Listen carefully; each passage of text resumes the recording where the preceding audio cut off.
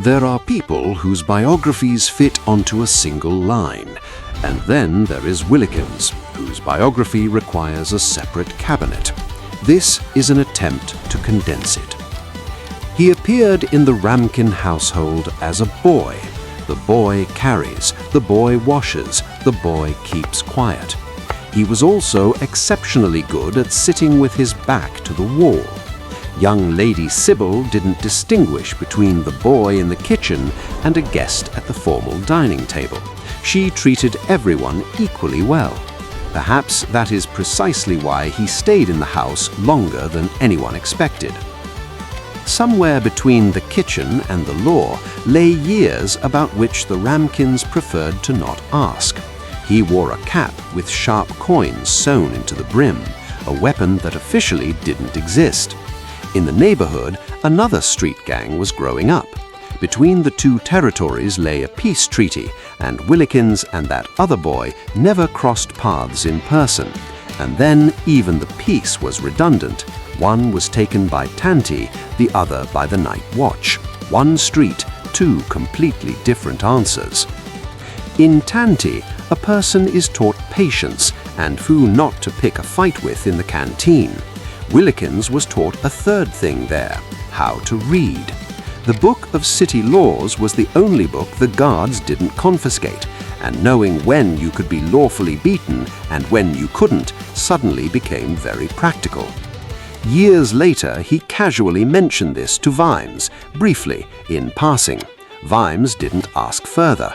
Certain things are better left unclarified. The Guild doesn't ask where a candidate came from.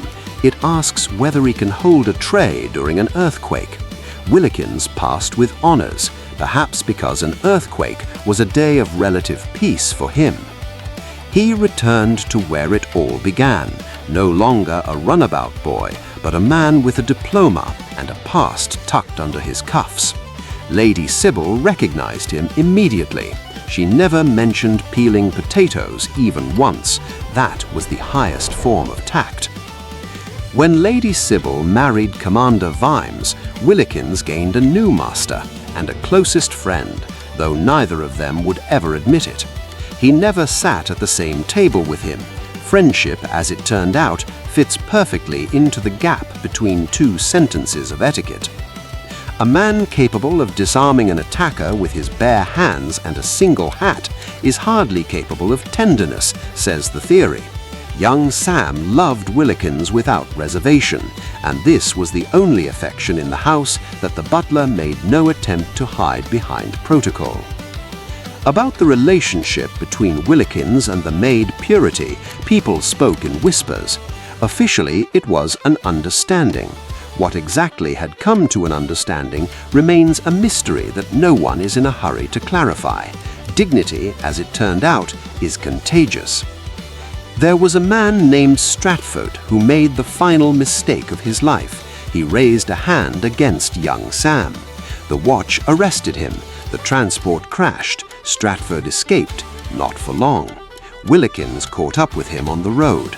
What happened there is not recorded. All that is known is that he returned home just in time for evening tea, and that no one ever heard from Stratford. Vimes didn't ask about it. Certain things are better left unclarified.